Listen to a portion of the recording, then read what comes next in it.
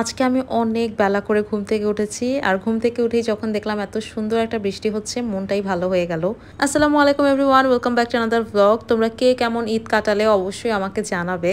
আমার ঈদ প্রচুর ব্যস্ততা আর কাজের মধ্যে কেটেছে। 15 তারিখ হচ্ছে আমাদের লাস্ট ডেলিভারি ডেট ছিল।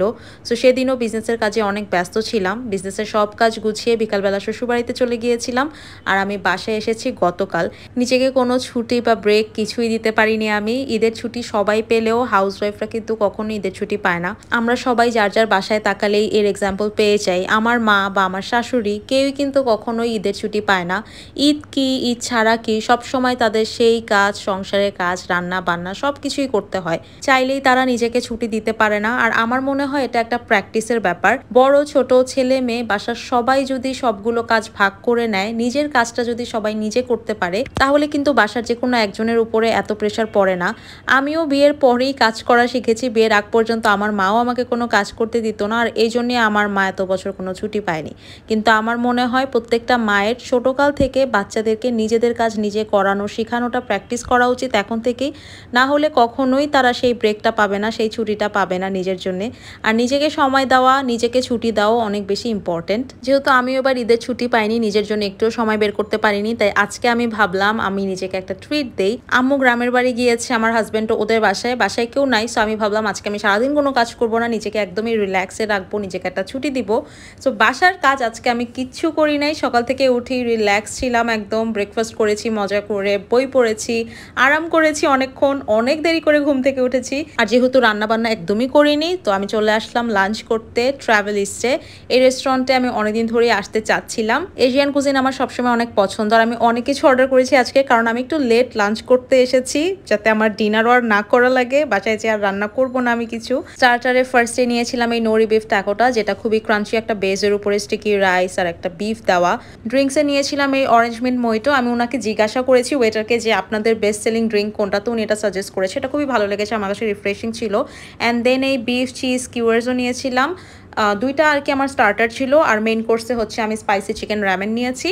ট্যাঙ্গি একটা গ্রেভির উপরে বিফ অ্যান্ড তার মাঝখানে চিজ। সো ওভারঅল খুবই ফ্লেভারফুল ছিল এটা। ফার্স্ট বাইট আমার কাছে ভালো লেগেছে। আস্তে আস্তে অত একটা ভালো লাগে নাই, বাট কেউ যদি ট্রাই করতে চাও তাহলে ট্রাই করতে পারো। যারা বিফ লাভার আছো তারা আই থিঙ্ক বেশি পছন্দ করবে। আমি গিয়েছিলাম ট্রাভেলিস্টের ধানমন্ডি ব্রাঞ্চে, এটা 7 মসজিদ রোডে। আর এত ফুল ছিল এটা। আমি গিয়েছি দেরি করে, লাঞ্চ টাইমে যেতে চাচ্ছিলাম না। আমি জানি ঈদের সিজনে গ্যাদারিং থাকবে। আমি গিয়েছিলাম আই থিঙ্ক 4:30-5টার সময়, কিন্তু তারপরেও আমার আধা ঘন্টা ওয়েট করতে হয়েছে। ওরা হচ্ছে গিয়ে নাম নিয়ে রাখে, তারপরে একজন একজন করে হচ্ছে টেবিল দেয়। এমন না যে তুমি গেলা আর ইচ্ছা মতো টেবিলে বসে পড়লা। মেক সেন্স, ওদের খাবারের কোয়ালিটি অনেক ভালো, এজন্যই আই থিঙ্ক অনেক ভিড় ছিল আজকে। আচ্ছা, রামেনের কথা বলি, এটা অনেক মজা ছিল। এটার মধ্যে যে চিকেনটা ছিল, মানে রামেনের চিকেন কখনো এত ভালো হতে আমি দেখি নাই। কোনো মতে একটা চিকেন ব্রেস্ট ওরা দিয়ে রাখে, বাট এটার চিকেনটা আলাদা করে প্রিপেয়ার করে দেওয়া হয়েছে। আমার কাছে অনেক ভালো লেগেছে। প্লাস যে গ্রেভি বা স্যুপটা ছিল, এটা অনেক বেশি থিক অ্যান্ড ফ্লেভারফুল ছিল। ওভারঅল আমার মনে হয় এটা আমার ট্রাই করা বেস্ট রামেন। ইজিলি আমি এটাকে 9/10 দিব। আচ্ছা, অনেকেই বলবা যে ভাইয়াকে নিয়ে আসো নাই। এখন এটা ছিল আমার সেলফ ডেট একটা কাইন্ড অফ। আমি একা একাই একটা দিন সারাদিন রিল্যাক্সে থাকতে চাচ্ছিলাম, লাঞ্চ করতে চাচ্ছিলাম। তোমার ভাইয়া বাসায় আসলে ও আমাকে সারাক্ষণ এটা করো ওইটা করো এগুলো বলতে থাকবে, আমাকে জ্বালাবে। এই জন্য আমি বলছি যে কালকে আমি বাসায় যাব, তুমি তোমার বাসায় থাকবা, তুমি আসবা না। তুমি আসলে আমাকে জ্বালাও, আমি সারাদিন শুধু আরাম করবো কালকে। তারপরেও জামাই তো, অফকোর্স আমি ওকে রেস্টুরেন্টে যাওয়ার আগে ইনভাইটও করছি, বাট হি ওয়াজ লাইক যে না, আমিও বাসায় থাকি, ফ্রেন্ডদের সাথে আড্ডা দিচ্ছি, দরকার নাই, তুমিই যাও। এমনি ও রেস্টুরেন্টের খাবার অতটা এনজয় করে না।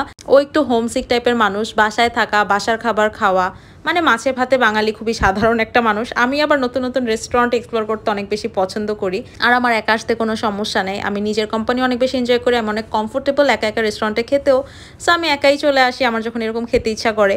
ডেজার্টে আমি নিয়েছিলাম ম্যাঙ্গো স্টিকি রাইস, যেটা ছিল one of the best mango sticky rises I have ever tried. Honestly speaking, ওদের প্রত্যেকটা খাবারই আমার কাছে অনেক ভালো লেগেছে। এত ভিড়ের মধ্যেও ওদের খাবারের কোয়ালিটি একটুও খারাপ হয়নি। সবকিছু তো অফকোর্স আমি একা একা শেষ করতে পারিনি, এত কিছু অর্ডার করেছিলাম। সো অনেক কিছু কিছুই ডেলিভারি নিয়ে এসেছি। বাসায় এসে ফ্রেশ হলাম, স্কিন কেয়ার করলাম। এগুলোই হচ্ছে কি আমার night time skin care routine, যেটা আমি কারেন্টলি ইউজ করছি। আজকে আমার এক্সফোলিয়েশন ডে ছিল, সো পলাশ চয়েসের এটা দিয়ে এক্সফোলিয়েট করলাম। দেন সিরাম, এসেন্স, ময়শ্চারাইজার আমার রেগুলার। সারাদিন আরাম করে আর খাওয়া দাওয়া করেও আজকে আমি টায়ার্ড হয়ে গিয়েছি। এখন গ্রিন টি খেতে খেতে ব্রিজারটন এনজয় করবো।